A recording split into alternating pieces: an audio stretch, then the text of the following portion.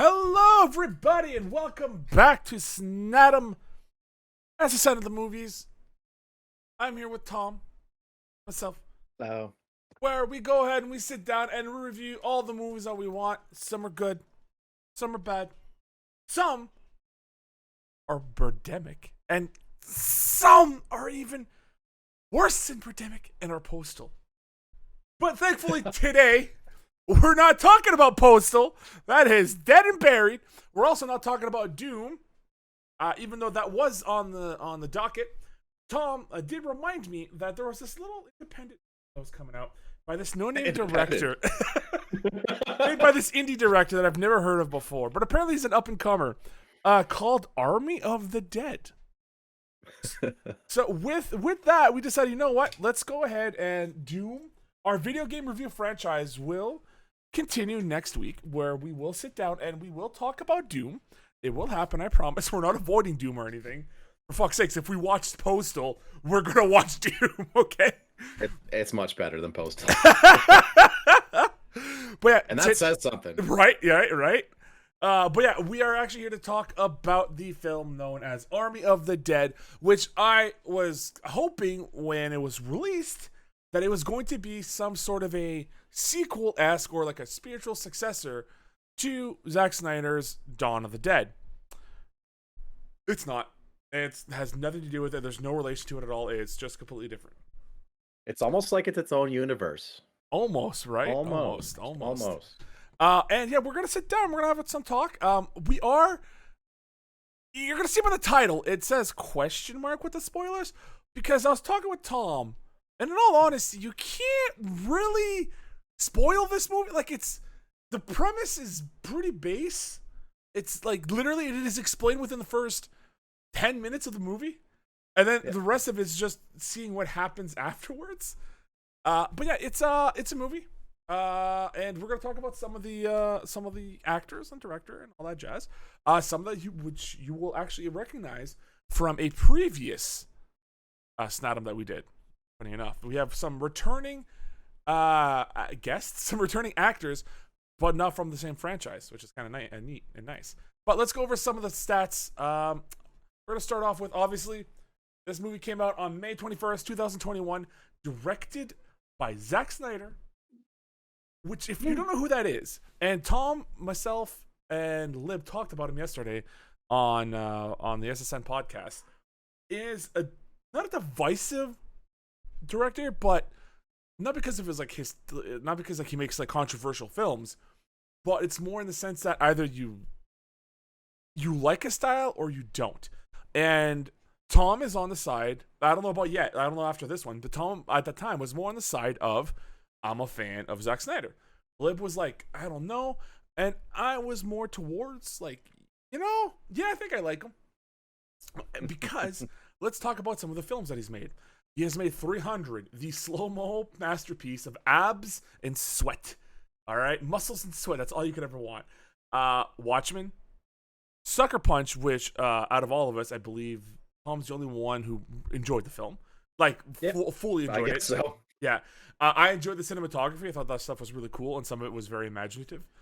Man of Steel, which I actually really liked. I still say Man of Steel is a great film, and I am ready to fight that. I think it's just the fact that you got Michael Shannon, right? That's the gentleman's name. I sometimes I forget. That's right. You got it. Yeah, the Zod character that he plays, like you feel for it, right? And the fact that you get a perception of what Krypton was before everything went to hell is kind of nice. I like that. You see the world building there. Also, he has done Batman v Superman, which after watching the director's cut, yeah, I like it. I think it's a good film. I think is it long? Hell yeah. Is it long? Yeah, sure, but I like long movies. That doesn't bother me. No. The length. I will sit through 4 hours. I don't care. Yeah. And also the Zack Snyder's version of Justice League, just so people understand. Because there are two versions. Now, this film was also edited by Dottie Dorn. For those who don't know, he's been around for a while, and he's done some films that I really, really like. Actually, almost the list, the films that I pulled from here, I actually really like. So, except for the one because I haven't watched it yet, which is Zack Snyder's Justice League. He did Power Rangers, which honestly I didn't mind. I thought that film was okay. End of Watch, which is a great film. You should definitely watch that one. Hmm. and the director's cut of Terminator 2. Wow. Right. That's like the definitive version that people love to go to. It was music was also done by Junkie XL. For those who don't know, Junkie XL is this artist, obviously, who kind of came to prominence in the kind of the mid 2010s, like the mid noughts and stuff, and has kind of taken over. Besides, like if you're not thinking of this is the one thing with the show, and it always makes me Hans Zimmer. If you're not thinking Hans Zimmer as a modern day like music composer, it's usually Junkie XL because he has done music for Batman v Superman, Godzilla vs Kong, 300 Rise of an Empire, Mad Max Fury Road, like that music in that film, even though it is not the up front and center star of it, it just adds so much emotion to it. Like just that river Wasn't the that his guitar. big? Wasn't that his big like I think that's shot? I think that's what really put him on the map. Is like what people like Warner Brothers started using him more and more and more because again, like every film I just mentioned, if I'm not mistaken, Mad Max, 300, Rise of an Empire, Godzilla vs Kong, Batman, v Superman. These are all Warner Brothers films. Those are all Warner Brothers properties, or like Legendary, which is owned by Warner Brothers. This man has, I don't know what he did, but he talked to the right person at the right time, and he is in with Warner Brothers now. It's yeah. The film was written, story by, and screenplay written by Zack Snyder. He was also the cinematographer and the director, as mentioned. So this is really something that he put time and effort in, and it we'll talk about some of those things down the road about what we think about the cinematography and the directions that they chose for a few things.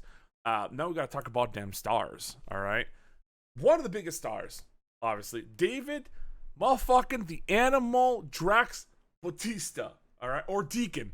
All right, I forgot. We can have Deacon in there for his debut in WWE. If you don't know who this man is, you're nuts. Like I don't know where you've been, but he is or was currently is, I guess technically, in Guardians of the Galaxy Volume 1 and 2 and 3 coming up. All the Avengers Endgame and Infinity War. A highly underrated and not spoken enough role in Blade Runner 2049. Did a tremendous job in that, even though he was only in it for about 5 minutes. And Hotel Artemis, when he plays the male nurse. Good stuff. I liked him in that one. Yeah. Also stars Ella Purnell, who the only thing that I recognize her from, because she's a younger actress, is from Miss Peregrine's Home of Peculiar Children. Other than that, she's done like direct to video, direct to demand movies. She's done some shows, but like I haven't really heard anything about her. We also got Amari Hardwick. I'm sorry, I butchered your name. From Power, Kick-Ass, and Sorry to Bother You, Mr. Blank. We also have Ana de la Reguera from Nacho Libre, Narcos, and Goliath. And our boy, our returning star, all right, for this for SSN, motherfucking Hideyuki Sanada. Scorpion from Mortal Kombat. He was in the Wolverine and in Westworld. He comes back. He's an alum now. He is the top of the top. If you have him in this movie, I might maybe like your movie a little bit more because the man is a fucking treat. He is a goddamn treat. With a project, this part was a little bit harder to find. A budget of either $70 to $90 million. Hasn't really been confirmed, and a box office right now, and this movie just came out, of an estimated $780,000. But also, please keep in mind, this movie is out on Netflix. It's out for streaming, yeah. So it's not like they're expecting to get their money's worth from the theater. I'm pretty sure they've already made their money back just off of Netflix alone. Yeah. Tom, what are your initial thoughts for Army of the Dead? What do you have for me? It's an action movie. Okay. That's about as far as I got. Ooh, you're kind of stunted on this. I don't see Zack Snyder in this movie at all. Really? Yeah, maybe just I think he focused mainly on the cinematography and how everything looks, and then just said, "Yeah, fuck the plot. we'll ignore the rest of it. Okay, it's It funny that looks nice. It's a very nice looking movie, and it was good, but you could tell. not blow my Yeah. mind So you like could. a lot of other Zack Snyder films. Oh yeah, of course. You could tell that he was behind the camera because he one of the new things that he likes to do on several shots is if it's a conversation with a person, and when they do the shot reverse shot, which means person A is talking and then they you get the reaction of person B. The camera is like, let's say this is the camera, like this is the lens view. The camera's like right here almost, like very close to the face, and there's such a shallow depth of field that if they just move like half a foot away from the camera, from their position, they're out of focus. And that's he does all the entire movie is that it is Yeah. basically your subject is in this very small field of like this is where you're standing, and if you step in or out, you're out of the focus. That's just how it happens. And the poster lies quite a bit, I find, for this one. When you look at the poster for Army of the Dead, it is bright and colorful, and there's neon lights, and it looks like it's like high, goofy action pace. Woo, let's go! We're like the Suicide Squad. Like, it really feels that kind of vibe. That's. I feel like he was trying to make his own Suicide Squad with characters people didn't know about. Yes. That was the whole vibe for this movie. Oh, and it's also like the film itself. It has you could say a Suicide Squad-esque to it. Yeah. But like Tom said, it doesn't have characters that you really know or recognize or care about, because these are all brand new people to you. They have the smallest character introductions to all of them. Like, quite literally, the biggest focus on this film for character growth or development is Dave Bautista, who plays Scott Ward in the show, in the movie, and sort of his daughter. Like they're the ones who have the most growth, kind of, between them. Everyone else is very one note, very plain Jane. Like, there's some kooky characters, like you got Dieter, who was the safe cracking guy, which is fine, whatever. You had Amari Hardwick, whose character's name I forget right now. Van? Yeah, Van. It was Van. You're right. It was Van. Who's like, his big character trait in the movie was, at least you saw in the beginning of the film, was he had that saw blade, which he doesn't use ever again. Except, oh my god! I just fucking realized that. Like, What that's the his thing. fuck? And he talks to everyone like, "Don't touch my saw. This is my saw." Like, when he talks to the pervert dude, and it's like, "Oh wow, like this, we're gonna see a lot of this." No, not even inside of the safe room do you ever see him use it. It's the French lady who uses it to cut the wall, and that's it. Like, what is happening?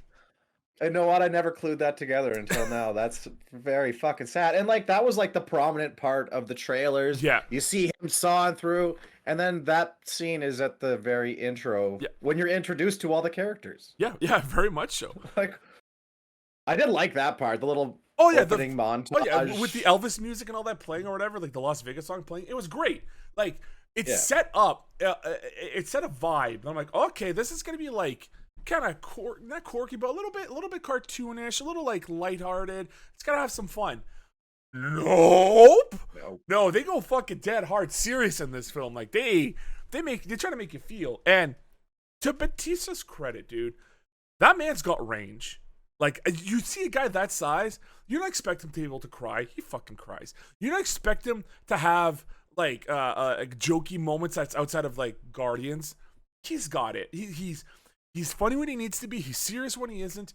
And he has, like, you feel for him when he's sad. Like, the dude I found was probably, and it's why he's the top bill. He is the star of this film. Like, he takes it away in a heartbeat.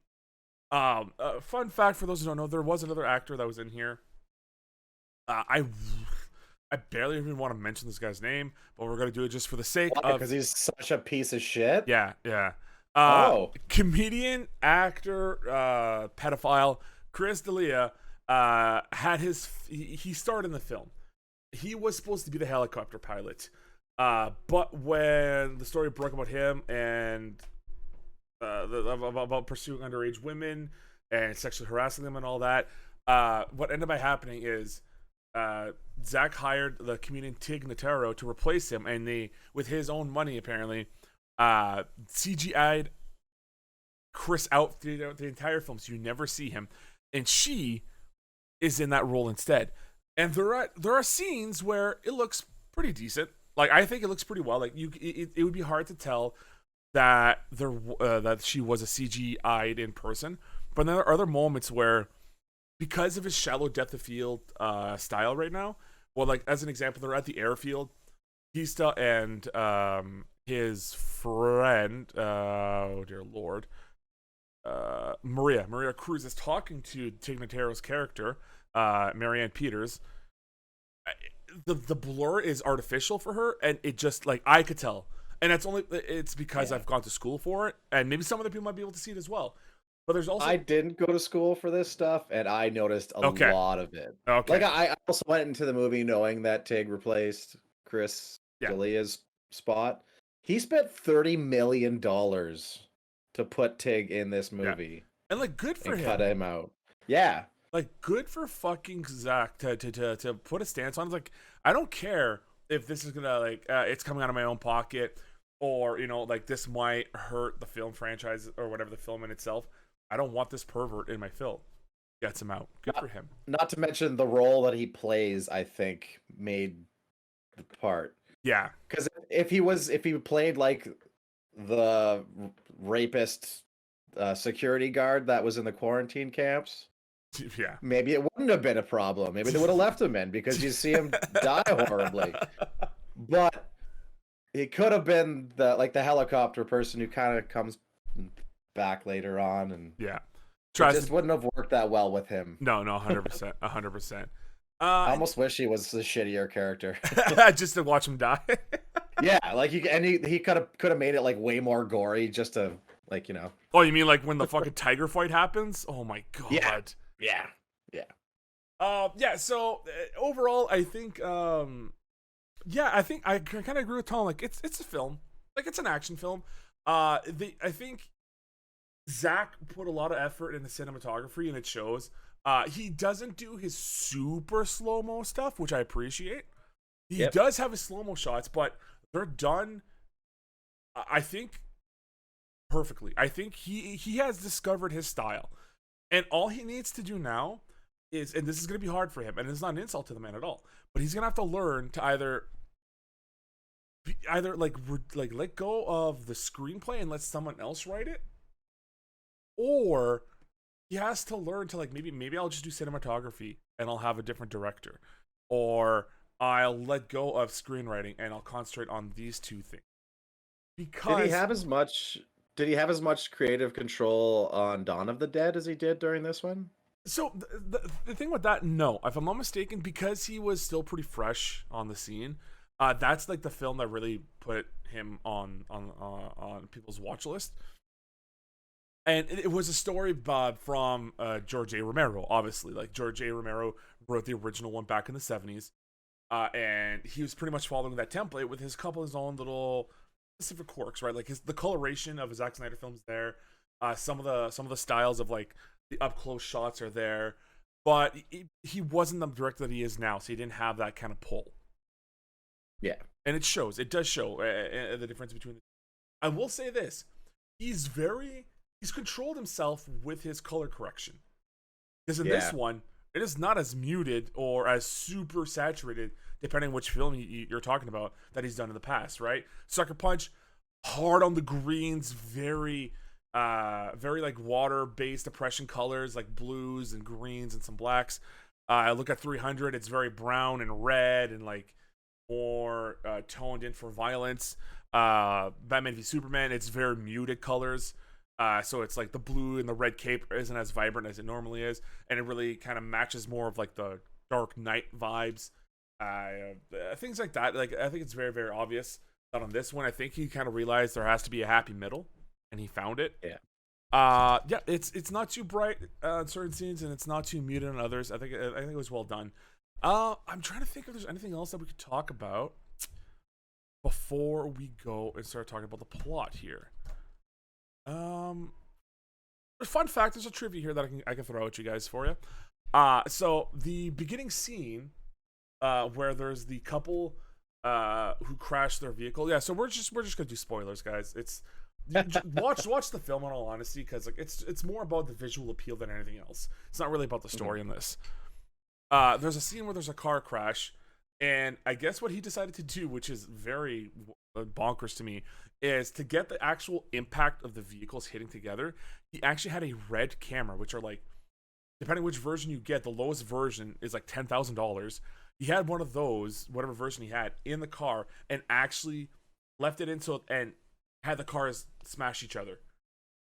He destroyed at least a $10,000 camera, and then retrieved the card because it was still intact, and he used that footage. And it's one of the first scenes you see is when the two vehicles smash together. I hope it was like an older red camera that he was wasn't using anymore. Like, oh my god, dude. But other than that, this is funny because apparently this was too far for him. There's another scene in the film where I guess there was a male stripper that was supposed to be running around as a zombie, and he had a huge dong, and it gets bitten off. And he thought that went too far, so he decided to remove that one part. You can have zombie strippers with their titties hanging out all over the place. I would have loved the huge dog zombie running around when it gets bit off. That'd be hilarious. Or like the reason all this starts is because the dude's getting a blowjob. You know what I mean? Like, let's just go. Let's just fucking get into it, okay?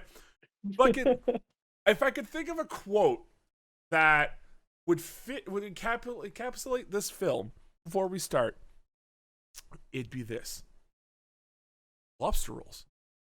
Gotta have lobster rolls because fucking people love that. There we go. Here we go. Welcome to Zack Snyder's Army of the Dead, which, by the way, if you don't understand, that is a reference in the film Dave Bautista has because he wants to have a food truck. Where we ended by starting with, like we've talked about already, a beginning shot of a military crew driving down a road, and in exact timing, like an actual time frame of that, in real time, I should say, you have a couple who just got married and taking pictures at the Las Vegas sign. Both driving, one going away, one coming in. And we have people which are carrying this product or this container, which we're not supposed to know what it is, of an unknown thing coming from Area 51. Well, you would think these military people would have their eyes on the road the entire time. Let me tell you, sometimes when you gotta talk about aliens, you gotta talk about aliens. And if you're a married couple who just got married, sometimes your wife just gotta give you roadhead in the middle of the fucking nowhere, even though you could see blurring lights in front of you. But no, by all means, you get that blowjob and go like, oh my god. Okay, I'm sorry. And then just keep driving for a mile, having an orgasm, without looking at the road the whole fucking time. Like, in reality, okay? If that is that much of a spectacular blowjob, which, maybe it was, I don't know, I can't judge, like, who knows? But I know that if my eyes are not on the road for more than 10 seconds, I'm not still driving in a straight line. After 10 seconds, I'm veering off. And those roads look narrow enough that if he would have veered off, he would have crashed in the ditch long before they would have hit those fucking cars. But nonetheless, the military transport team and the newly married couple just fucking boom. In mid orgasm, I think it's safe to say. Fucking, it collides, explosion. I got it. The explosion's also a reference to him coming. Zack Snyder, you're so funny. I wonder if he did come that exact moment that it really blew up. Oh, dude, I hope so. It might be a good way to go. Like at that point, you're all relaxed. Like, it's fine. Yeah, fuck, I could die right now. Oh wait, shit. But yeah, the vehicles impact. The one vehicle that was actually in the head moves off to the side, and here we are where the container gets hit, flies off, and then the latch opens up. Radio in, hey, we got a problem. Our container got crashed. We got some people down. We need some medvac. And then you find out, is the container open? They're like, yeah. Person on the radio, just listen to me, you fucking idiot. Get the fuck out of here. Get the fuck out of here, because things are about to go real south. How south? Well, apparently, what they were carrying from Area 51, which they had never referenced or talk about ever again, is, I can't even call it a zombie, but I'm gonna call it a zombie. An infected soldier zombie comes out of out of this fucking container, and with 4 people shooting at him, they all miss. And he just goes on a rampage, slits some throats, fuck up some people, and like kills them all. What ends up by happening after that is there's a scene where the 2 guys who veered off to the side sees what happens. They're the ones who radio it in. They're now getting the fuck out of there. And they go running away. They end up by getting caught because the dude falls down like a prairie dog hole or something and shoots his gun. And you get a scene where this infected dude comes out of nowhere, hits one guy to the ground, rips his jaw off, like to the point where like, you see the fingers go in, and you see one of the very few practical violent effects in the movie. And I wish there were more, because man, practical violence just looks so goddamn good. It just looks amazing, and I wish there was more. But it starts ripping the jaw off. They cut to the other dude going like, "Oh my god!" And they don't show it to you. They don't actually show the jaw getting ripped off. You just see him holding the jaw after. Zombie goes over to the guy who's knocked on the ground, bites him in the neck. Seconds later, and I have to stress this, it is literal seconds later, the guy wakes up again after getting bitten in the neck and is now turned. I want to preface that it took seconds for it to happen. Okay? Tom, can you write that down for me for later? It took seconds for him to turn. I've got some theories here about this guy.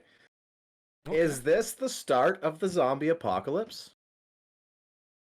So because before this, you have no reference that the zombies are a thing, and you even see them pan up, and you see Las Vegas with the lights on, and everything's fine. So, did the zombies exist before this scenario, or did the government create this super soldier that ended up turning everybody into zombies? So if we're talking about this theory, I am going on your side. I believe, even though they have the word zombie, they've never had an outbreak, a pandemic. They have never had to deal in this world with a zombie before. This is patient zero. This is the start of all of it. Yeah, that's what I'm thinking. They don't really say anything about it. Yeah, it's. But I believe that's what happens. Yeah, 100%. And there's a couple of things. Thank you for the potato, by the way, Len. I appreciate that. I'm gonna have some fries later. It is this moment of when I saw that, I'm like, okay, all right. So we are seeing the start of it. They never once explained what happened to that soldier. You and I have just kind of made the idea of like, oh, it must be like some kind of super serum or something, an experiment gone wrong, which turned this regular Joe soldier, which was in the canister because he had dog tags on, to then transform into this freak of nature. And then he has the ability to spread it via, I think it's only bite. I want to say it's only from infection from bite. Because Tracy had an idea from last night, and we weren't too sure about it. And she thought like, well, maybe it was by scratch. Maybe you can get scratched and turn. And I'm like, no, I'm pretty sure they very specifically have shown people only getting bit to transform into said creature. I think it has to be by bite. It has to be by bite. I believe so too. And I think like you see people get scratched later on, and that doesn't really do anything. Yes, that is the other guy on the screen, Lennon. That's Tom. Listerine is Tom. But yeah, so anyways, from there we get this amazing, and I think again, this is where Zack Snyder shines in this like 5-minute music video. It's a music video. Yeah, an awesome music video. Oh yeah, because again, this is his background. He was originally a music video director, editor, and all that, and it is awesomely shot. Like you have the beginning, which made me chuckle. The dude on the piano singing while in reversed or maybe real time. I don't really remember exactly, but he's playing the piano while those zombie showgirls are attacking the one dude, which he concentrates on that dude's junk for way too long. With the golden spandex thing, like he sits on it for a good 3 seconds. I'm like, why am I staring at this right now? I don't understand. Doesn't matter. You start seeing how this infection gets spread, and if I'm not mistaken, I'm assuming one of those showgirls is that alpha female zombie that you see down the road. That'd be my guess. I never made the connection, but I could see that right? definitely being a thing. Yeah. So, anyways, Las Vegas starts getting into a heavy spread of infection. People are getting knocked left and right. It's getting bad. And then we then cut to these photos of certain characters, which you then find out are actually your main leads or your main protagonists in the movie, where you see them fighting off zombies and defending themselves in a way that is pretty gnarly. And the way that they do this, I don't know why they did this the way they did it, because it doesn't it is, this part really just feels like it belongs just in a music video, where like you'll see like, oh, it's Dave Bautista. Dave Bautista's fucking jacked out of his mind, and he's taking on zombies left and right, and he's trying to save this little girl, this woman. She looks like a little girl because Dave Bautista's 6'4", and he's a brick house. Everyone looks like a child compared to him, but he's carrying this or pulling this person out of this hellhole, and then it cuts to what looks like a mock studio with a backdrop and a picture being taken of him holding a picture frame of what you can only assume is his daughter and his wife. And they do that for several times over, where you see that happen over and over and over again. You get introduced to Van, Maria. You get introduced to, obviously, Scott Ward, which is Dave Bautista, and a bunch of other ones, and how they survive and all that stuff. And it ends with this amazing cinematic, this amazing music video, where the government has decided to grab these giant containers of like shipping containers and just stack up around Las Vegas, containing the infection, which I'm assuming at this time has only been inside of Las Vegas the entire time. It has not spread or anything. It is there. Boom. They're sealing it up. Done. All right. But at the same time of doing that, a sad moment, and that actually, I kind of fell for this, where one of Bautista's crewmates, I guess, is rescuing their daughter, and she gets taken down by a couple of zombies. They get pulled down. Dave Bautista wants to save her. The military is stopping him. The daughter, instead of living without her mother, turns around and just goes back to her. And not only do they get killed by the zombies biting into them, but the shipping container drops on them and crushes them. Like, what the shit, dude? It's telling you right away there's no holes barred. Yeah, no one is safe. It is very much that's it. No one is safe in this guys. But regardless, we then get a cut to present day time. Dave Bautista's working in a diner somewhere, and Scorpion walks in, and he looks at him. He's like, "Get over here!" And they have a nice little chat, right? Where Bautista already knows who this guy is. It's Mr. Sonata is playing a character by the name of no, that's not the one I'm looking for. Army of the Dead. Bly Tanaka, playing that character. And Bly wants him, Bautista, Scott Ward, to, before the town gets nuked by the government, because they've decided that is the safest way to remove all zombies from the world, is to just do a low, I'm pretty sure they even say specifically, a low grade nuke. Yeah. To annihilate the city and hopefully everything else that is inside of that place. But before they do that, Mr. Tanaka here wants Bautista to get a bunch of his people together and form a squad, obviously a heist crew, to go into a casino, because the insurance company has already written it off of a total of like $250 million. Been paid off already. So it is free money sitting in the vault, and he wants him and his people to go and get it for him. And then he will get $50 million out of that if he does this. Now, this description that I gave you is longer than the description in the film. Yeah. Like, literally, he's like, I want you to get some people to go rob this bank or rob this casino. And that is the main premise of this film. That is it. Okay? Yep. You then quickly get introduced into, while he's thinking about it, you get to see his daughter, Kate Ward, inside of a refugee camp or like a quarantine camp of people who may or may not have been infected by the zombie apocalypse, which I'm guessing they were in Vegas, but they got pulled out, who are staying here. But really, it's more of an idea of, it's less about the infected and more about, oh, these are quote unquote foreigners. These are people that are not white. Like, that's kind of like the undertone that they're pointing on, especially when you get introduced to the sexist rapist guard. I don't know I can't remember that guy's name. I don't even know if they really gave him a name at all, to be honest. But Rapist guard number 1. yeah. Mr. Chris D'Elia, all right. Chris D'Elia is the that's That'd be hilarious if they just gave his name to the rapist character in the movie. Well, yeah, fucking Chris here is this abusive piece of shit who is mistreating everyone, women, kids, doesn't matter what it is, and pretty much toys with the idea that, oh, all I gotta say is this gun says you're 1 degree too high and you're out of here. Which that, I mean, I guess they just fucking put a bullet in their head. That's just what happens. Or shove them back into Vegas. Yeah, shove them back into Vegas and become one of them, right?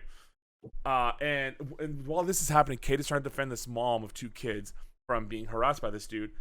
This mom, wants to get the help of a character named Coyote, or Lily, played by Nora Arnazeder.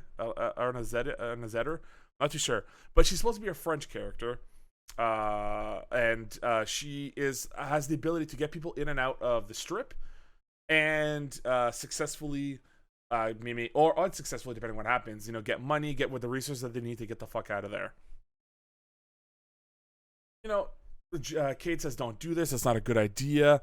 The other one goes, she's like, well, don't worry, I won't do it, don't worry about it. Clearly she's lying because she goes with a couple of friends into the strip. During this time, this is when Dave Bautista goes and finds his people. He gets Maria back, he gets Van back together. And right away, you kind of find out that, and I like this, Bautista doesn't really give a shit about any other player in his crew. He just cares about Maria, and he cares about Van. Because out of that $50 million that they could potentially get, he wants to give like 15 for himself, 15 for Maria, and then 15... I think they did 15 towards Van. And then, whatever they do with the last $5 million is whatever they do. They break it up whatever way they want, right? And you can tell, like, these are the people that he cares about because these are the people that have been through hell and back with him. And they get the other crew. They get the Tig Notaro character, $2 million if you do this for us. You get Dieter, which is like $200,000. You get these... I don't know, these gangster dudes where they're going to pay him like $200,000 or something, or $250,000, whatever it is. YouTube stars. Yeah, YouTube star. Guzman 420 dead zombie or some stupid name, whatever it was. Because, they've been in there, they're not afraid, and they're willing to just like get dumb and reckless if they need to and kill a bunch of zombies. That's pretty much what happens. They get together, and then Bautista goes and talks to Kate because he wants a favor from her. And he's like, look, you're going to have the $15 million. I don't care what you do with it. You can get your people out. You can set it up. You can go to college. I don't care. I just need this one thing from you, which is a bus that... Get in. Yeah, it's to get in. Get the bus to bring him in. But as far as I could tell, they didn't really need to do that because there's like only the one rapist Chris D'Elia guard there. Like, there was no... I think it was getting past like security checkpoints to get to the place. I'm guessing because they show the security checkpoint on the way into Vegas. Yeah, but that was the most you ever see. Yeah. Other than that, it's just rapist dude walking the halls, the camp hallways here, just looking for someone to molest. I guess I don't fucking know. Regardless, you are seeing this happen, and then she agrees with it. When they get to the camp, you then find out that the mom, oh my god, she did go into Vegas. We got to go get her now. And it's the Coyote that got her there. And now the Coyote is going to go with them. And she brings Rapist Dude with them. Why? Well, you're about to find out. They go through the secret tunnel passage thing, whatever, which is just a container. It's just a container, a shipping container, that they step out into the Vegas Strip. And it's at this moment, dude, where I'm like, wait a minute. They're all walking away. They left the doors open. Yep. They left the fucking, like, how irresponsible are you people? You left the goddamn doors open. Like, at least pretend to close it. It's like zombies don't matter. They're not a big deal to the rest of the world. Right? Even though they're going to blow up Vegas for that sake. And like, and the Coyote knows because they're like, oh, whatever. They're just dumb zombies. Like, this won't be an issue. I was like, look, you guys know the Shamblers. Yeah, they're dumb. You don't have to worry about them if you're slightly smarter than them. It's the alphas you have to worry about. This is when you get introduced to the showgirl zombie, introduced to the tiger zombie, which I wish so much they didn't spoil that in the trailer. I really wish if they would have kept that, that'd have been such a huge, like, oh my god, there are animal zombies in this film. Fuck yeah, it would have been so great. But anyways, you have It probably got people watching the movie though too at the same time. probably yeah. Yeah. They go and you end up by seeing you see the tiger zombie, you see the showgirl zombie, the alpha queen, and then you see this other dude who I think he's he's an alpha. He's not the alpha, but he's another smart one. And she goes and she says like we need to pay tribute for them. Just walk around, and that's when she uses this the rapist dude, shoots him in the leg.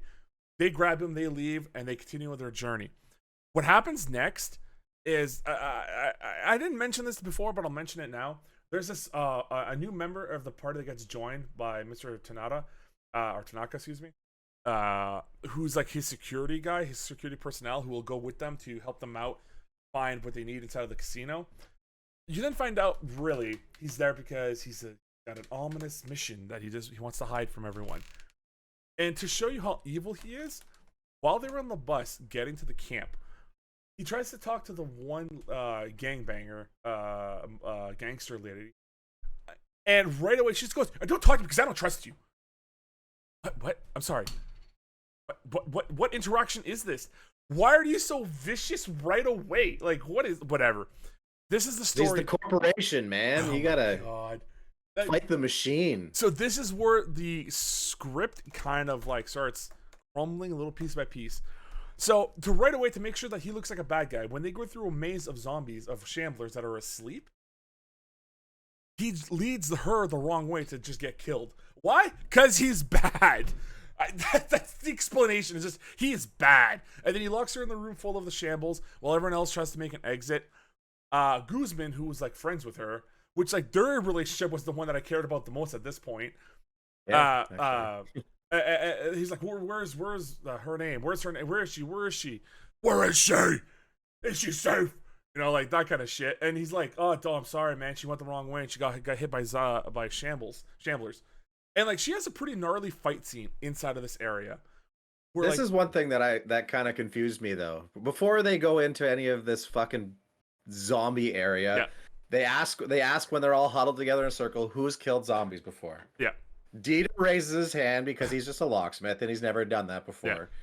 This chick does. And she's never killed a fucking zombie before. Yeah. But when she gets into this spot, she is fucking deadly. She is. She knows exactly what she's doing. She stabs like 4 of them in the fucking head.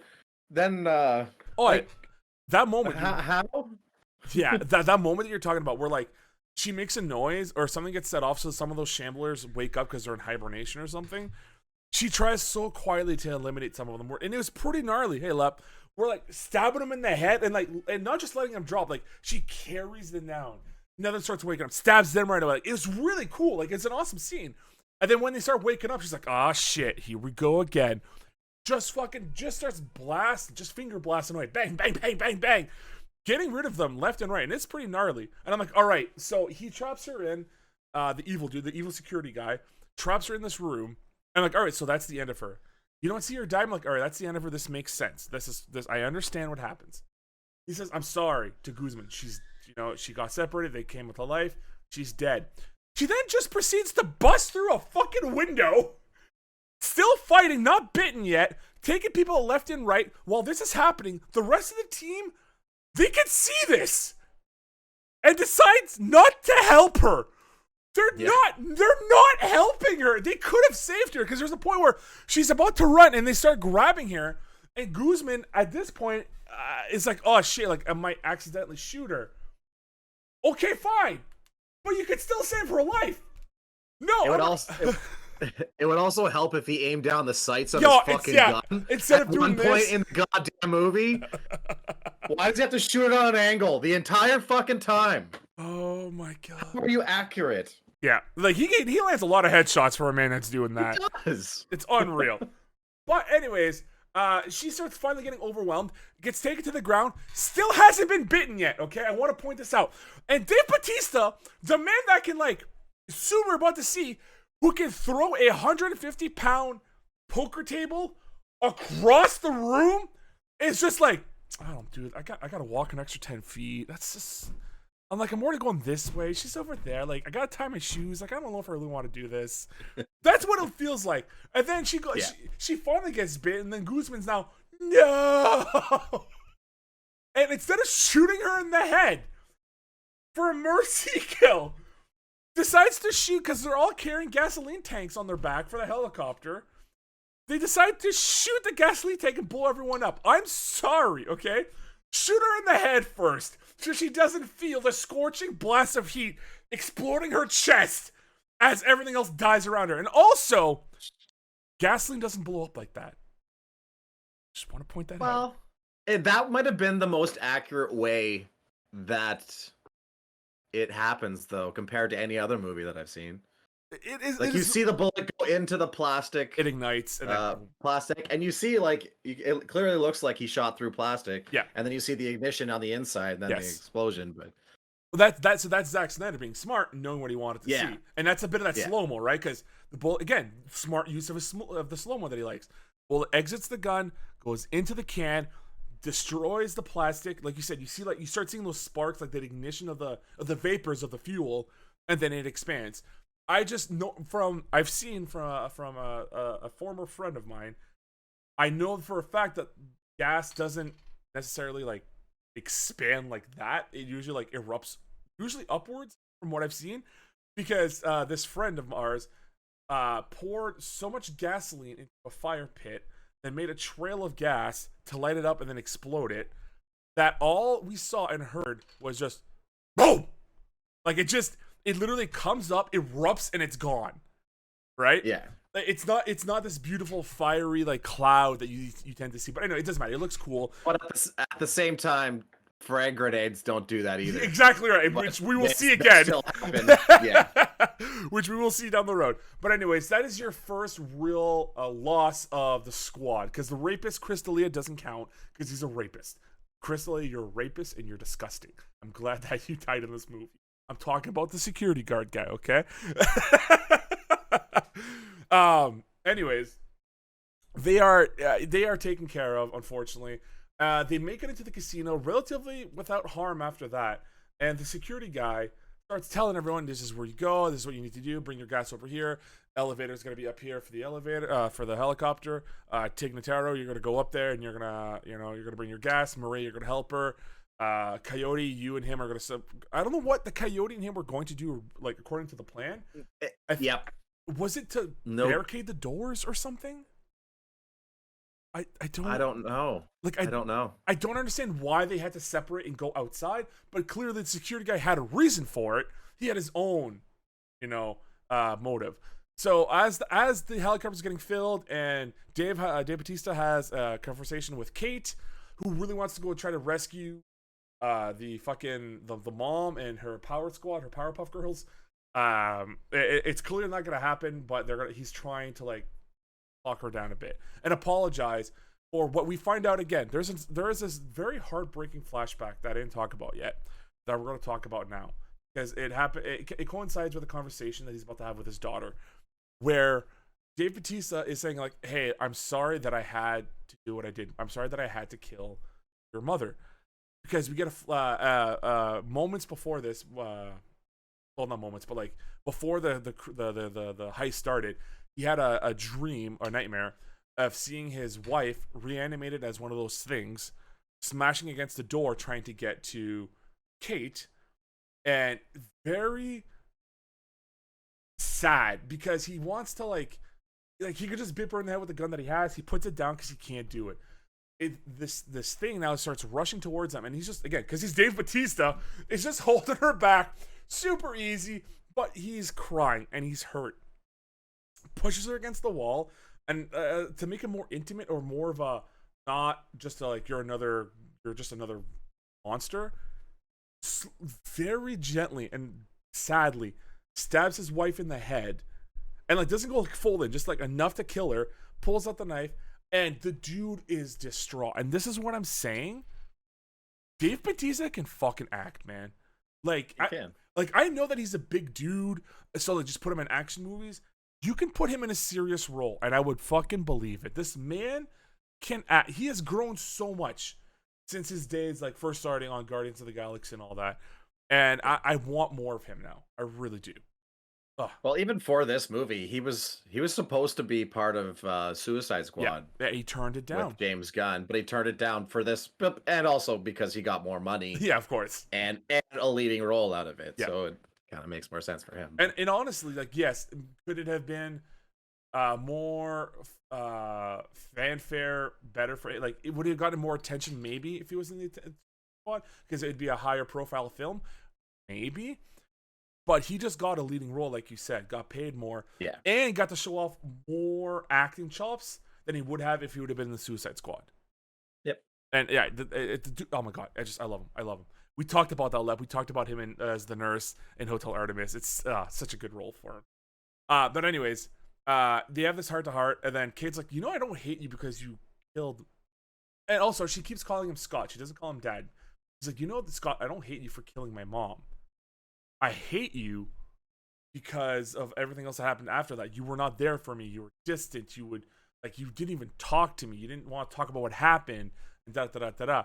And it's kind of the idea that I thought was gonna happen, the relationship between the two, where it's like it would become this like, oh, like he has PTSD about this. He still has the nightmares, as we saw. He can't cope with it, and he didn't want her to see that or deal with that. So he kind of separated himself for her, as he thought that was the best option. She says, no. That's not the case. And that's about as much character development you're going to get between the two until the end of the film. Yeah. From there, you find out the security guy's evil motive was to capture the alpha queen female for a blood sample. Or so Coyote thought. It ends up by being the truth, is when they capture her, he just cuts off her fucking head with a piano wire. Just straight up, just fucking... Like, legit. And, like, we stay on that shot for quite a while. Where it's just the dude going... And you hear the... Like, I'm not lying. You hear the fucking... The separation of the arteries and the muscle and tissue and stuff. And she lets out this fucking blood-curdling scream, which the true Big King alpha dude hears and goes out to find her. And right before that, you find out that the rapist dude, when he got taken, didn't get eaten. He got bitten, and he transforms into another, not a shambler, but like kind of like an alpha. Yeah, kind of like an alpha, yeah. Because it's the alpha male, we find out, is the one that can turn other zombies or other people into alphas. If I'm not mistaken, it's if a shambler bites you, you become a shambler. I think even if a regular alpha bit you, you would become a shambler too. Yeah, it's like he has to be the one. Patient Zero is the one that does this. And then you find out that he's like, oh, you know how much this head's fucking worth? With this, we can make an army of fucking, zombies that will be at our control. That will be the strongest supervillains ever. Pretty much. Yeah. The ultimate WMD, he said. Yes, yeah. And which, I mean, we've already seen this in Resident Evil, dog. It doesn't work, okay? It never works. But nonetheless, Coyote's like, this is not the deal. Like, you lied to me. He's like, well, fucking, do you want your money or not? Like, ba-ba-da-ba-da. While this is happening, the Jenny gets turned on, helicopter gets fueled up, but it needs to get repaired. So Tig Notaro is stuck up there the entire film. We get, I think, one of my favorite scenes. And it is two scenes. This is where Zack Snyder's comedy kind of kicks in. They were warned that the safe at the bottom of the hotel may have some non-lethal booby traps. And the reason why they say non-lethal is because it's a lie. It is very much a lethal booby traps. And fucking Van gets a zombie to go walk onto the thing, gets hit with arrows, or with blood, like with poison darts. He gets shot to hell, and then I think the next zombie after that gets smushed by crushing walls. And it's like this pure comedic moment that I have to fucking describe. Like, if nothing else, you need to go see that part of the film, because that part actually made me giggle. Because, because like Van would grab like a little fucking like a box carrier. I can't remember what those things are called right now. Do you know what they are, Tom? Why is it gapping for me now? A cart. A cart. Yeah, a cart. Yeah, let's call it a cart. He would strap on a shamble on there, and he'd push them off and like lead them like dumb animals to their death with these booby traps. But Dieter, the German, which throughout the entire film he's a coward. He's not good at killing. He finally gets a kill and he's super happy. Things like that. He's their safe cracker, Dieter. Dolly. And Dolly, thank you. Yes, Dolly. Yeah. I'm like, I know it's something simple. Why can I not think about it? But anyways, Dieter is like this safe that you're talking about is like this guy's masterpiece. It is his opium, like his ode to art. It is the final crescendo orchestra. Blah blah blah blah blah. Like he just keeps talking about it, and he keeps calling Batista sausage fingers, and I don't know why that makes me giggle every fucking time. Yeah. But nonetheless, they get to the safe, and every time Dieter sets eyes on the safe, this beautiful orchestral music starts kicking in. I'm like, okay, yes, Zack, this is what I like. This is what I wanted from you for this film. Like, you're not taking it super seriously. It is kind of tongue in cheek, and like this music sets up exactly what he was talking about before, about being like more of it is an art piece. It is the final score and a fucking orchestral concert. Like, I love this. Yes, let's go. Everyone comes down to the safe after they've done all their jobs, and they find out, by the way, because the president, I can't remember the president's name. It doesn't matter because you never see him. Did they even say the name? I thought they did. I thought I heard McCain or Kane or something, but it doesn't matter. They're like, oh, by the way, I think it was Trump. Okay, yeah, I think it's supposed to be Trump. I think that's the joke, right? It's supposed to be Trump because he's an idiot. And it's like, oh yeah, the president decided, you know what? Instead of waiting till then, let's start off the fireworks and the big show, and we're gonna launch the nuke instead of in 3 days. We're gonna launch it in the next hour and a half. Fuck y'all. Like, whoa, could be. And the quote would be, because it'd be really cool. Like, yeah, well, that's why they said they were gonna do it on the 4th of July. Yeah. They were gonna blow up Vegas on the 4th of July because it would look really cool. Yeah. That's what I figured right away. Like, Trump must still be president at this point in time for saying stupid shit like that. Mm-hmm.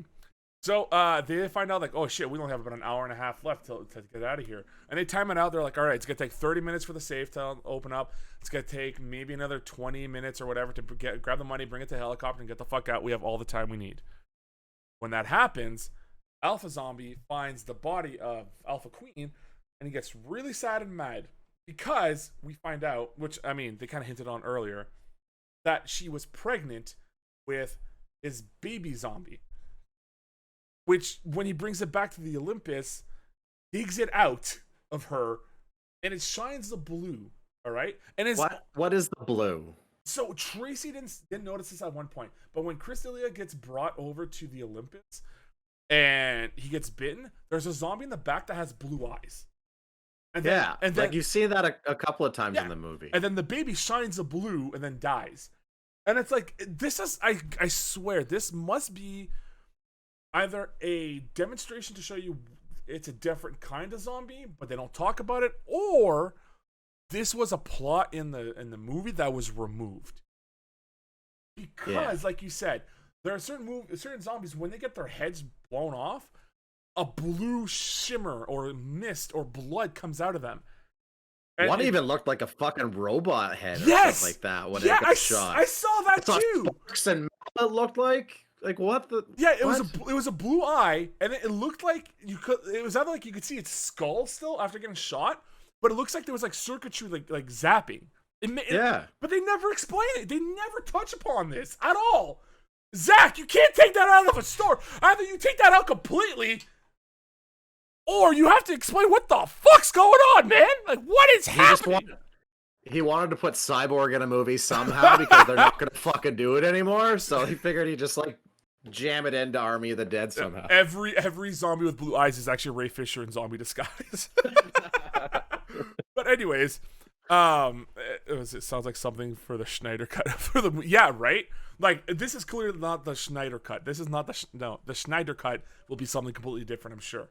Anyways, what makes me laugh is when Batista asks Dieter, how much time do we have?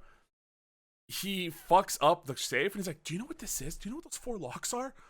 Listen to me, sausage fingers. All right. And again, he calls them sausage fingers. I love it. He's like, if I make one more mistake, because I've tried too many times, this thing is locked forever. We will never get inside. We will never do this. Do you want to unlock the safe, sausage fingers? No. Then let me work. And that the whole time, Dan at this point has now found an appreciation for Dieter. Like, a kind of a bromance came out of the blue from this. And it's very brief. And it's only because for what's about to happen afterwards that they have this. And they do this again with another character.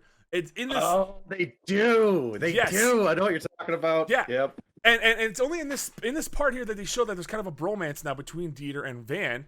And I like it. I actually like the relationship that they started here, which should have been at the get-go when they are first introduced and slowly built. But there is none of that. It's just, no, I'm sorry, Dieter. He doesn't know. Like, he's literally like praying to him. He's like, prays like, I'm sorry.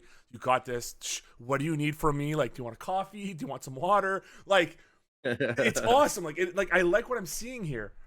But anyways, while this is happening, Kate finds a way to escape. Because they finally get the vault open and start taking their money, and as that's happening, the Coyote also takes, and they show this way too vividly, and I don't like it. Where you see her grabbing the cash machine after they counted their money, tries to look at it, looks at the bag where I'm guessing the zombie head's in, and like they waited too long on it. Zack felt like the audience is not going to understand what's happening right now, so I need to force feed them this. They need to know that she's about to take the head out. I think it was more she was you see her like kind of weighing it in her hands, seeing it was the same weight as the head, right? But it just feels like they stayed on that shot for too long. Where it's like she could have just grabbed, they could have done like almost like an Indiana Jones where she like looks at it, lifts the head bag, lifts that, and then they cut away. You know what I mean? They didn't have to like see her almost borderline opening the bag, taking the head out, shoving the thing in. Like, it was a bit too much, in my opinion, for this one. But nonetheless, as they are now taking their money, getting rid the fuck out, Kate leaves. The King Alpha screams at his fucking pack, and they go out human hunting. That's what starts happening here.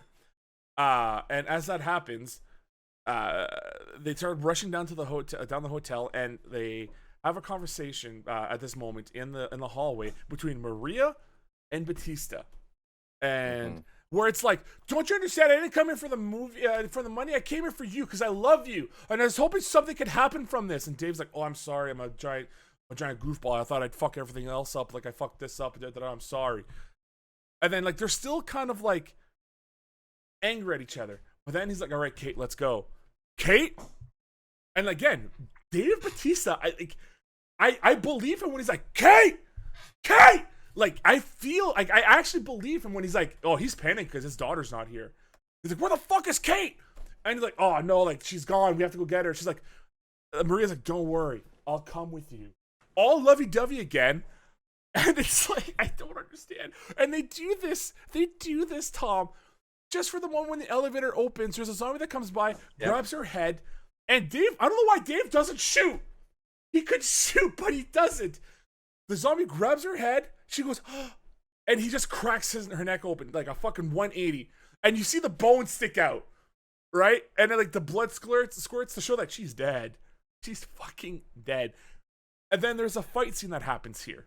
Well, anyways, I really like the choreography where like Dave's mad. He like knocks out he kills all the other zombies except for this one like super athletic dude. And they're fighting. And it becomes like and I at first I was trying to be like, well, why doesn't he just shoot this fucking zombie? Then he clues in, oh, this is close quarter combat. Like it's physically not possible for him to try to shoot this person because the distance between the two, like he has an easier chance of moving out of the way. Yeah. So he takes the knife out, and like Dave Batista can move, dude. Like those motions were crisp. But then I have the issue of like, okay, they're going at it, and there's a moment where like the zombie is like as strong as Dave Batista, where like he's like fighting, and he's like pushing the knife back, like just stopping him. I'm like, okay, no, I understand maybe you get some kind of superpowers.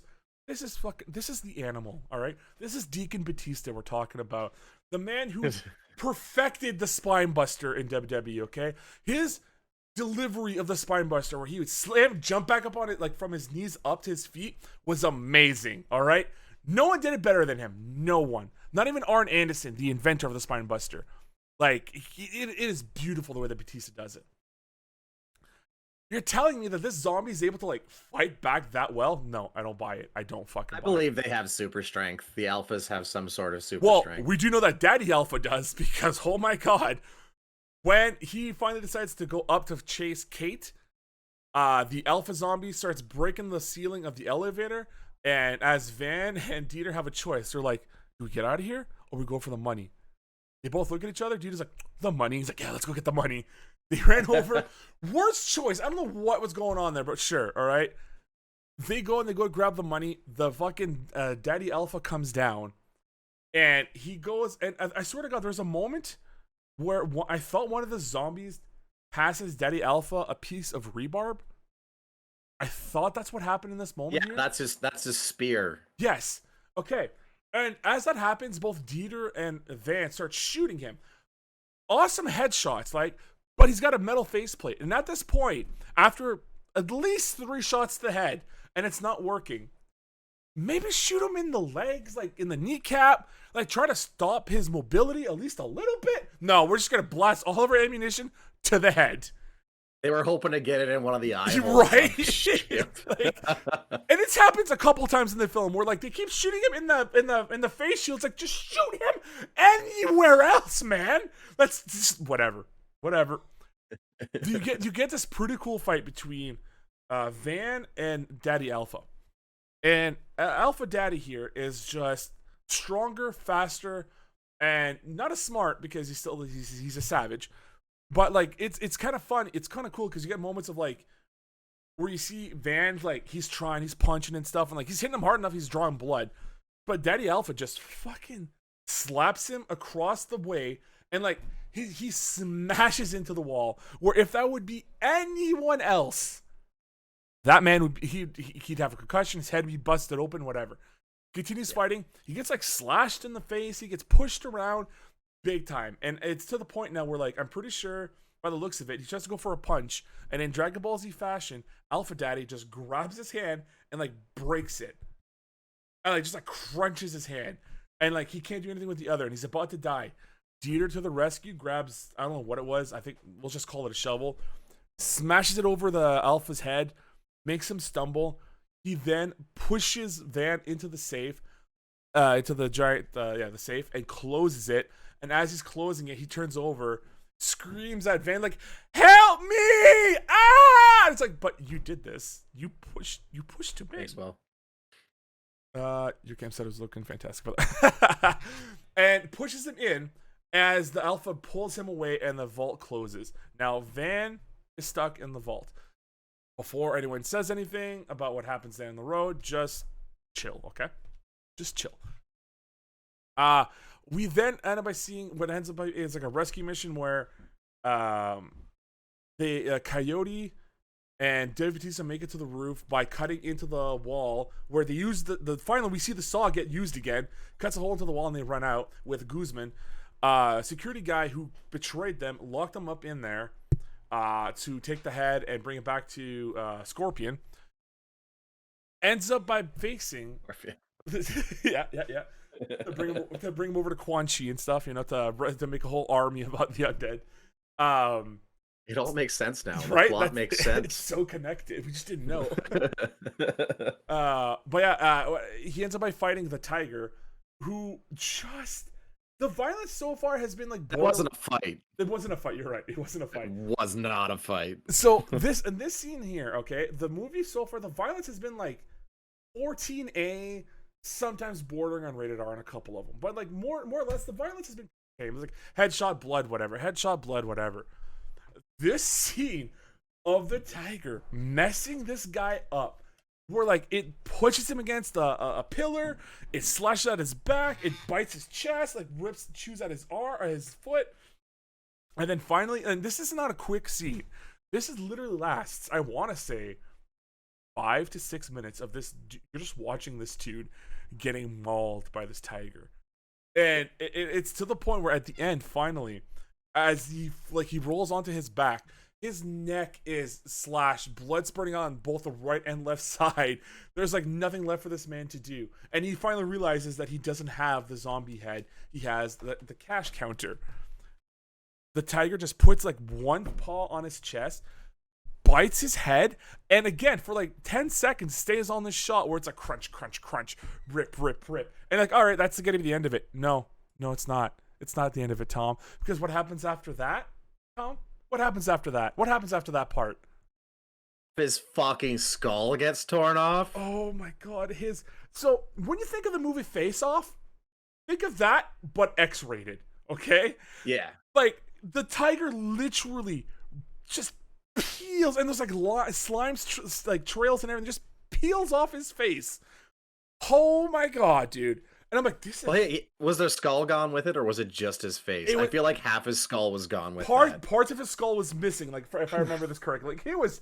Wowzers, man. Yeah, wowzers. very graphic. Also, I forgot to mention this. The way that the Daddy Alpha moves around so fast, he has a zombie horse.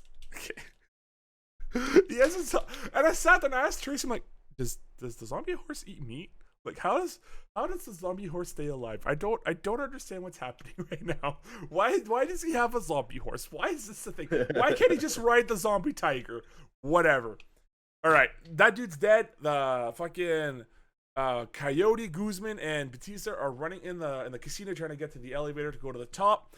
And it's at this point where unfortunately we have to say goodbye to Guzman, who's still shooting, like I said, like this, shooting upwards like this, like tilted AK, a golden AK by the way, but still, and like just blasting fools in the head. Fucking Coyote kind of runs away, and she's pretty much safe for the majority of part of it. And you get another couple of gnarly scenes with Batista where he's just like kicking them down, like punching their faces off. He's just roided out. Like, I love it. I absolutely love this scene. And this is the moment I'm talking about when he gets mad. There's like a blackjack poker table thing that's positioned off to the side. And those things are not light. Like, those are legit probably 100, maybe probably close to 150 pounds, right? Because it's... At least. It is sturdy wood, all right? It is actual wood. It's not compounded wood. It's not wood chips. It is just solid wood. It's like a fucking oak tree sitting there. He just flips that thing or kicks it away, whatever he does, and he makes it go flying like 10 to 15 feet away from him. Okay? I'm sitting there like, okay, this is why no one can fuck with Batista in this movie. Unless you're Daddy Alpha, no one should have the right to fuck with this man. It just doesn't make any sense. And like, you get this scene where they're fighting, and like he does this awesome, like, he does a couple of cool stunts, like knife fight stuff or whatever, a couple shots to the head.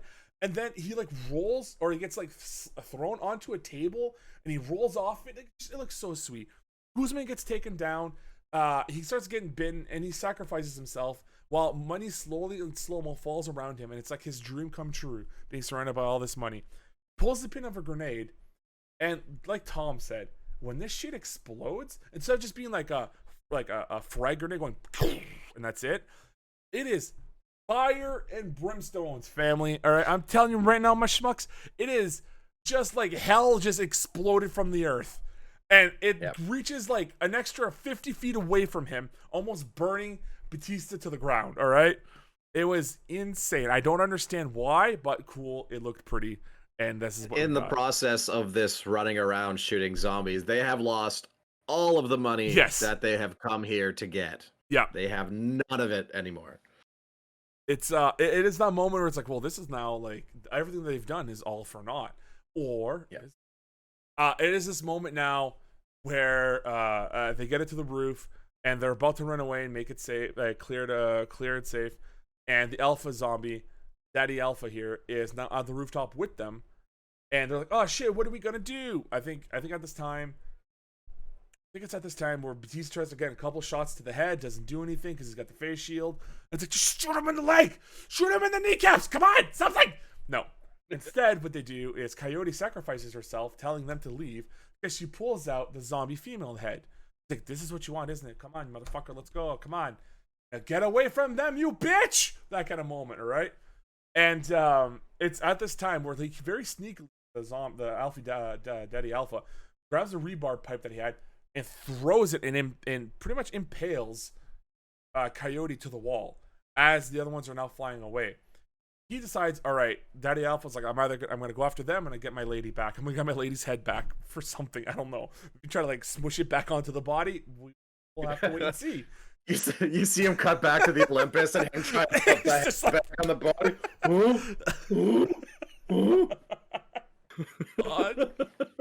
Why isn't it working? I don't understand. But anyway, as that's happening, Coyote then grabs, still has the head, and like teeters it over the edge, and drops it. So now the alpha male tries to run and catch it, and then you just see the head go wee, just splatters like jelly. That's the end of the alpha queen. She ain't no more. She is shit. She is jack shit. And it's at this point here I'm like, oh, maybe as they're flying away to the Olympus to go, assuming, because that's they only assume at the Olympus is where these people are being held, because Coyote mentioned it at one point, and they're assuming that's where Kate's also going, to rescue the mom and the Powerpuff Girl. And it's at this moment where you get this confrontation between Coyote and Daddy Alpha, where like he screams in her face. I'm like, oh, are we like oh, maybe he's gonna make her into the new queen? Like that was my logical. That's step. what I thought. Yeah, me too. No, as far as I know, he just leaves her there. He just leaves her pinned to the wall. Doesn't bite her or anything. Just screams at her, and that's the end of it. Because what we see after that is, as the helicopter should have already reached the Olympus by now, you get this ultra wide shot, okay, of the Alpha on his horse beating them to the Olympus. That must be Shadowfax from fucking Lord of the Rings. If it can fucking run that fast. If it can outrun a goddamn helicopter that has no obstacles. He also had to get down the building. Yes, like, Tom! He had to get off the fucking building. Yes, Tom! And I told that to Tracy. I'm like, look, we just saw the head splatter on the floor. So it's not like he could have just dropped down and then ran onto his horse. Like, he had to take the stairs to get back down, call his horse, get on his horse, and then ride. But somehow, he was able to do that so goddamn fast. He beat the helicopter, which already had a 30-second head start, to the hotel. Whatever. Yep. Fucking whatever. All right? Pig's like, where's the money? The money's gone. They're all dead. I gotta go get Kate. And she's like, you better hurry up then, dude. All right, that's what I'm gonna do. I'm gonna hurry up. Goes out there. And they had 9 minutes. Yeah. 9 minutes. Yes, okay. Till before the nuke came. And Tracy pointed this out. She's like, I don't understand how they have 9 minutes. She's like, it probably would take at least 5 minutes, conservatively, to try to find the daughter, which means it'd probably need to be another 5 minutes to get back up, get in the helicopter, and leave safely before that thing explodes. So in movie magic math here, and movie magic timeline here, this event that actually took more than 9 minutes to happen, of him going down, looking for her, Kate finding fucking mom and the Powerpuff Girls, then facing off against the Chris D'Elia rapist, killing him, then finding the alpha male, then having Dave Bautista, by the way, down the staircase, being on the exact same floor where they're at because he heard the gunshots from the escape stairway, like the fire stairwell, not being able to move a bed, which we just saw this man kickflip a fucking poker table across the room, but he can't move a couple of mattresses and a bed frame. Come in finally, then blow the dude up with a grenade launcher. This somehow all took under 3 minutes. Which, by the way, at this point, one of the zombie ladies, one lady got taken away earlier in the film. Then they were down to mom and one Powerpuff Girl, and then the last Powerpuff Girl, Sugar, because I can't remember her name, so I'm gonna call him Sugar. Goes and gets bitten by the gets bitten by the rapist, but then she doesn't come back though. She gets bitten, but she doesn't come back to life.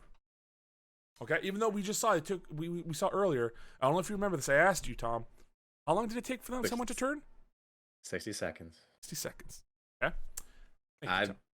And there's more down the road. Don't worry, there's more down the road. But I want to preface that for this one. It continues on to at that point.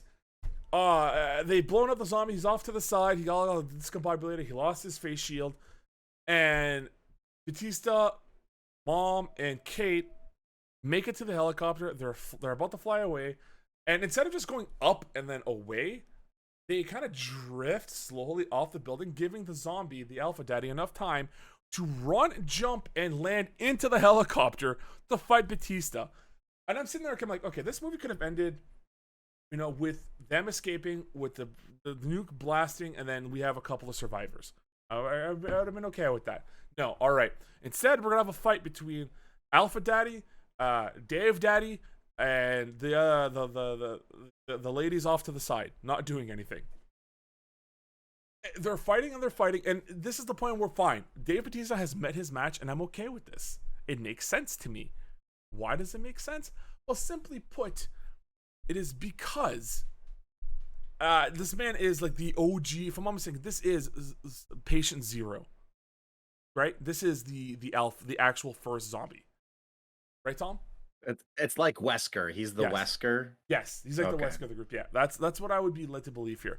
And he ends up by breaking Batista's arm like pretty viciously, like a bone is sticking out. And like as all this shit's happening, the helicopter's veering to the left, veering to the right. Shit's going crazy. He tried to shoot the zombie once. He ended up by shooting Tig Notaro in the arm, and like shit's going kind of crazy here. Now I don't remember exactly like this part here, but I'm pretty sure what ends up by happening here is at this point somehow Batista is on his belly. The Alpha bites him in the shoulder. He then gets the gun. Does Kate give him the gun because it slid away? I think so. Okay. Yeah. Yeah. So the gun slides. Kate gives it to him now. He turns around, blasts the Alpha in the head, and we get that blue shit again. Never explained, but that blue shit's there again. And as they think, oh, it's gonna be safe, the nuke hits, blasts, shit gets knocked off to the side, and the helicopter crashes. Okay, right. That sucks. It's terrible. We then get finally Kate waking up. Tig Notaro's dead because a propeller or something crashed through her, kind of like Wash from Firefly / Serenity. You know, I'm a leaf in the wind. The saddest part. Yep. Todrick's gone again. So that happens. The mom is nowhere to be seen. So I guess she died too. Yeah, must have. She probably flew out right during the nuke blast or something. Something, but they don't show it. They don't explain it. She's just gone, and all that's left is Kate and Dave Bautista on the ground.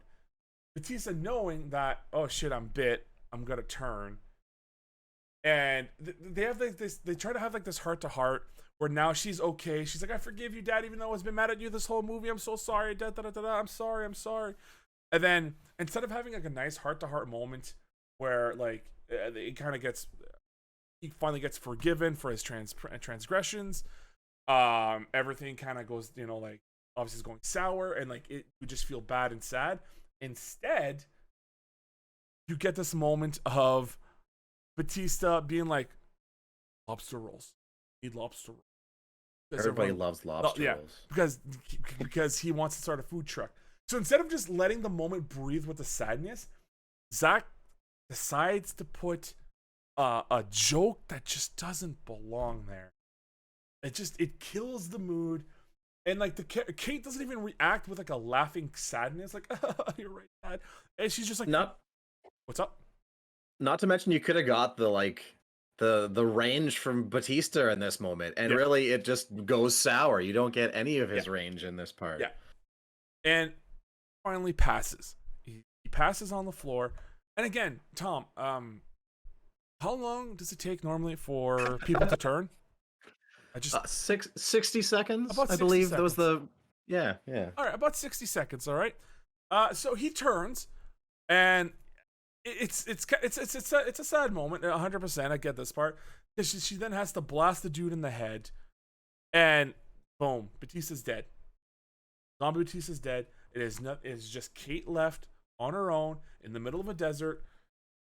No sight of help, no way that she could get help because no one would ever know that she was there. Oh wait, there's a helicopter that flies by. Why? I don't fucking know. Know why. But there's a rescue. The government's coming to check out their fucking devastation. Oh my God. Man, let's look at that nuke site real quick. Right? Oh shit, there's a babe that needs rescuing. Let's go, bros. Like, oh, I knew we came for a reason. Score. Like, it is that giant bullshit. By the way, Brian Jett, thank you so much for the follow. I appreciate that. We all appreciate that. But it is at this moment where it's this sad, like she's crying and she's screaming, and the screen cuts to black. And I'm like, okay, this is the end of the movie. It is a very nihilistic approach to the movie, but you know what? Fine. If everyone loses, everyone loses. Oh wait, what? No, wait, what? What's going on now? Why are we cutting back? Why are we at the site? Wait a minute. Is that Van? Is Van getting out of the safe? Is Van getting out with all that money? What's going on? Fun fact, before people say anything, apparently, modern safes are now made to have a exit strategy for people who may have been trapped inside of it.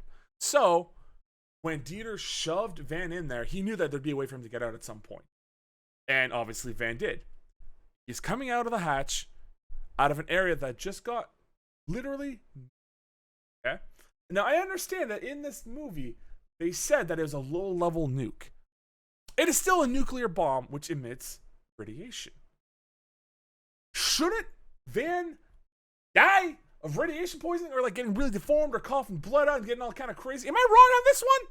Am I wrong? I feel like you'd see him slowly crawl out of it and then just die at the side of the little hole, which is what should have happened. Right. Most of us have seen Chernobyl. We know what fucking happens with that shit. Yeah, it ain't pretty, man. It is not pretty. Nonetheless, Van's alive and he has money. He walks away, finds a random hillbilly trailer where someone's clearly in there living and sleeping. Decides to steal their car and drive away. Not pay for it with all of his money. He just drives away with it. What? I don't fucking know. Drives all the way to Utah, because I'm guessing Nevada is close to Utah. I don't know the geography, the topography of the United States, but I'm assuming Nevada is near Utah. Drives his way there. Gets to a private airport. And decides to rent, with all of his cash, a private jet to fly over to Mexico City. It is at that time where he's in the airplane. He's about to join. By the way, he hasn't washed up. He hasn't done anything. He literally got out of the zombie apocalypse, got into the car that he stole and drove right away. He just went straight there. So he's still in the same clothes and everything. And no one's calling an ambulance for this dude who clearly looks fucked up with like probably a broken hand and a swollen eye. Maybe like his orbital bone's busted, but nah, don't worry. He's got money. He's fine. They put him in the private jet. He gets some bubbly. He gets to somehow convince the steward, not steward, that is not the right term, flight attendants, to have a drink of champagne with him, even though they would lose their fucking jobs if they actually did that. I don't care how rich you are. You don't do that. You don't sacrifice your employment for some rich bastard who clearly has some kind of blood money to come in here and do this. No, fine. He gets that. Nor would they rent a fucking plane to a guy on a whim. Right? I don't care how much money you have. No, you can't do that.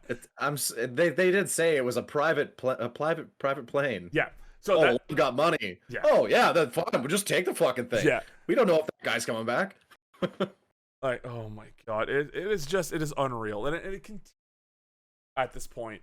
Where as he takes that drink, he's like, oh man, I'm kind of woozy. I'm sorry. Like, oh, I'm not so much of a lightweight normally. Like, oh, maybe we should turn around. He's like, no, don't turn around. It's fine. You know what? I'm just going to use the washroom. I'm going to be fine. Okay. Gets in there, looks at the mirror, lifts his sleeve up, and he has a random fucking zombie bite mark. Okay. I'm not going to have... It looks healed. Yes. Almost look like it is healed, okay? That is, whatever. So it looks like it is a healed wound of a zombie bite, which at no point did any zombie bite this dude. They never showed a zombie biting him. And again, Tom, if I'm not mistaken, how fast does it take for someone to turn? I think it was 60 seconds. 60 seconds. How long? 60. Now, okay, guys. Again, I don't know my geography or my topography of the United States, but from the middle of Nevada, the Strip, to Utah alone, do you think it takes less than 60 seconds to do that, and less than 60 seconds to rent a private jet, bribing people with money? Tom, what do you think? Is that possible? I don't think so. No. And then no, to get no. maybe no. The answer is no. No. It is not No. fucking possible. To then the infection starts spreading because he lifted up his arm to reveal the dark twist of this dark humor joke. Because no one wins. Everyone's gonna die, and we're gonna continue this infection in Mexico City. Tom, you said you had a theory on this, yeah? On this? You said you had specifically? When I mentioned the idea of the infection taking mere seconds to kill a person, you said that I thought you might have said that you had a theory on this. Am I wrong? See, that was more just that the alphas maybe turn quicker, but yeah, no. He would have got bit by an alpha there, so yeah. Like the alpha, the king alpha. Yeah. Like that so is. I don't. No. The answer is just no. This is just, there was no reason for this at all to happen. And also, even if he does turn in that fucking in that plane, fine. He bites the two flight attendants. He then jumps into the cockpit and then bites the pilot and the co-pilot, they crash and die. So it's not like theoretically there's no way that they would survive a plane crash. It's just True, but who's to say that he's going to turn right then and there? Like, he was getting cold, he was getting feel a little bit sick. What? Maybe he would get off the plane. You're right. And then turn. Maybe Possible. you're right. Yeah, you know what? Maybe because maybe then the 60 seconds have finally expired. Oh my god, that's So that is the rolling credits. It's funny they mentioned that he's a time traveler because they have this weird fucking joke in this movie that I didn't mention, where Dieter notices other safe crackers that were sent by Scorpion to get the vault open, and they all have the same clothing as Batista, Maria, and everyone else. And they try to make a joke of like the Van makes a joke of like, oh, maybe it's like, this has all happened before and it'll happen again. This is a cyclical thing that'll never end. The apocalypse, the Scorpion sending us here. It'll always end. We are in this deadly cycle. And it's like, it would make sense if Scorpion sent them there. But he does this joke. I'm like, where's this coming from? Like, why are you doing this? This is so out of the movie. That's not within the pace or the style of this movie has been the entire time. Why is this a thing? Whatever. This is Zack Snyder doing whatever Zack Snyder wants at this point. That's what happened there. But anyways, got that Netflix money. Right. So the credits roll, and that is the end of the film. I didn't watch. One thing. Was there a post credit, by the way? I didn't bother to watch. There wasn't. I looked, but there's one thing we didn't talk about. Okay. When Van comes out of the underground hatch or whatever that he's been, we get this lovely tune that pops up, and it is "Zombie" by the fucking Cranberries. Like, blew my mind. Made the movie amazing right there. Okay, so normally I am all for Snyder's taste in music and movies. Because it's not usually that on the fucking nose.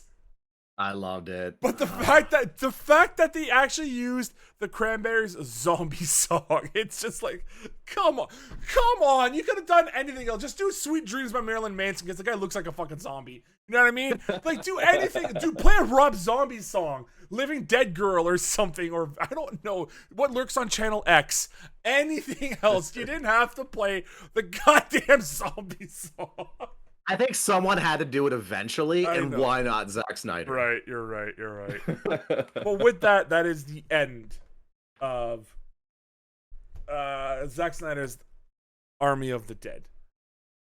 Tom, if you had to rate this film on a scale of 1 to 10, what would you rate this movie? 6.5. Okay. I would say. And would you recommend people to watch this movie in theaters, because you can watch it on Netflix, or just pass? It would probably be better in theaters. Like, I watched it at home. I didn't watch it in theaters, obviously. I think it would be better in theaters. I wouldn't say buy it. Oh, buy it. Yeah. I don't think buy it would be the thing, but rent it and watch it in theaters would probably be a better experience. I think you'd get a better view of all of it. With Zack Snyder at the helm. Yeah. So 6.5. That's about, I'd give that as well. Like, it's an okay film. It's got some issues. It's got some weird lack of plot in certain areas. The action is always beautiful because it's Zack Snyder. Dave Bautista knocks it out of the park. Like, he is the key of this movie, and it's unfortunate that he's gone already, but he did an amazing job in this film. If I agree with the movie, like, if you are vaccinated and it is safe for you to go to the theaters, go ahead, watch this one with the sound system, with like the IMAX screen if you can, or like the Ultra 4K clarity, aka theaters. Go ahead and watch that, man. Treat yourself. Get yourself a Moscow Mule. You deserved it. You earned it. You're here. All right. You're vaccinated. Go ahead and treat yourself. If you can't, watch it on Netflix. I mean, it's free in that sense. Like, or it's $16 if you're here by month. Or if you don't and you need to, if it becomes a choice of buying or renting it, rent it. I think it's a good rental. Yeah. I would say so too. It's not Snyder's best film. It's his kind of in the middle film, just a little bit Yeah. above average for Snyder. Do you think Dawn of the Dead is better than this? Yes, 100%. And yeah, me too. Yeah, and I think that's because he had it's the idea that comes from restrictions creates like art. It creates creativity, right? If you are forced to only be able to do whatever you can within this budget, people tend to find different ways of expressing themselves or finding different unique art styles or directions to do it, and it just makes it look a lot better. And the end products, you could tell there's more passion behind it. This one, sure, it feels more like he had whatever he wanted within a pretty big budget, and he had fun. I think he still had fun, but I think a couple more things could have been tweaked. And honestly, this could have been, with the way that it was done, this film could have been 2 hours long. This could have been, like an hour and 50 minutes. I think this, with the way that we had our character development, and the way that things kind of quickly skipped in story, and instead we got more visual appeal. This movie could have been like a 2-hour film.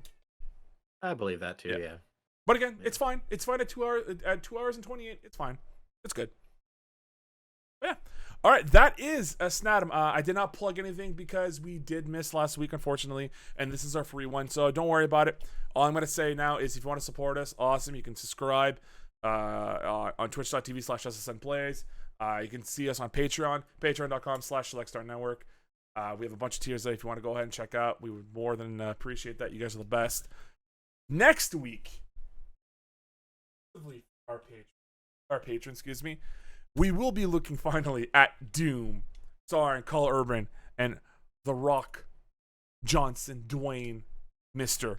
All right, but I don't think he's even billed as Dwayne The Rock Johnson in that one. I think he's just The Rock. He is billed as The Rock, and he's not even the main bill.